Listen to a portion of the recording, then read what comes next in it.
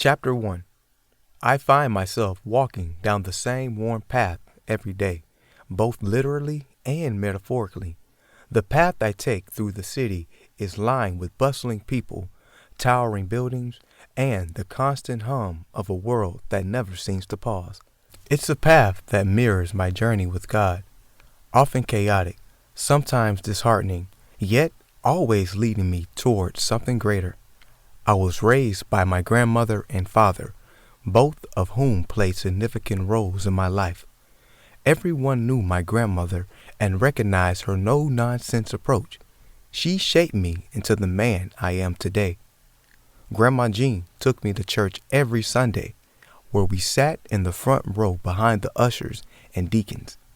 I participated in Bible study and volunteered for every church event. Granny often reminded me, "In my house, we serve the Lord." She was instrumental in strengthening my faith and ensuring I remained steadfast. During tough times, Granny Jean would ask, "Did you pray about it today?"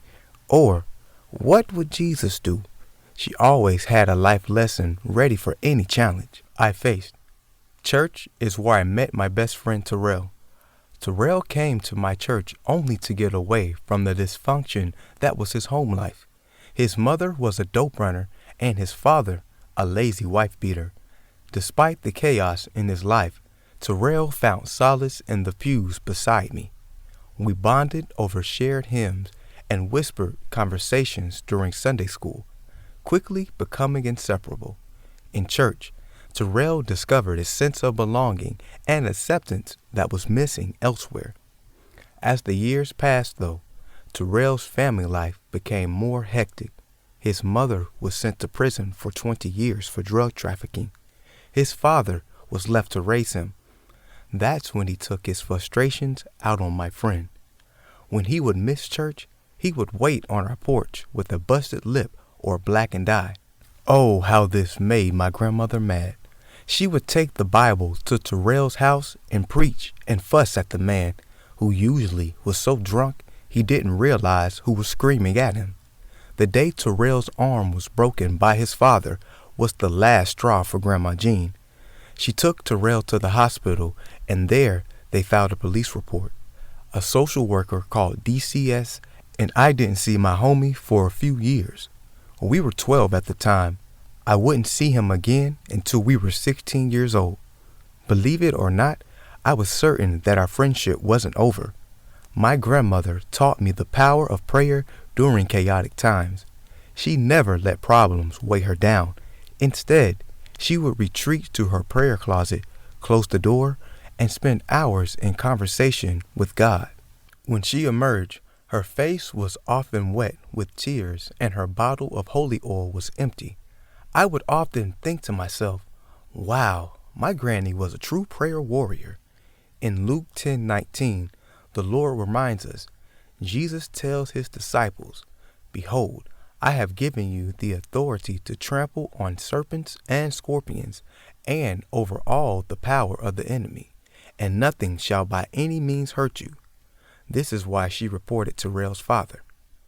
I continue to live my life, deepening my understanding of God and striving to be a good child. I did my utmost to avoid trouble, as I wanted to honor my grandmother and avoid the strict disapproval of my father. He once told me, "Tone, you make your father proud because you're a good boy. You attend church with mama, excel in school, and steer clear of trouble. Keep it up." After giving me a reassuring pat on the back, he left for work. This made me feel proud. Granny Jean, who had been listening, peeked in and winked at me. This was one of those cherished moments in my life that filled me with pride and gratitude for having these two wonderful people guiding me. One particular day, I was pulling the trash out, and there was the most beautiful girl I had laid eyes on. I was now 14 years old, and the girls were catching my attention. This one was so pretty. Her name was Ashley. She had these pretty black braids pulled into a ponytail, and she and her friends were playing jump rope. I sat the garbage cans in their respective places and watched the girls having fun. That's when Ashley called me over to join them. To keep listening to this audiobook, I've left you a link in the description so you can do it at no cost thanks to Audible's 30-day free trial.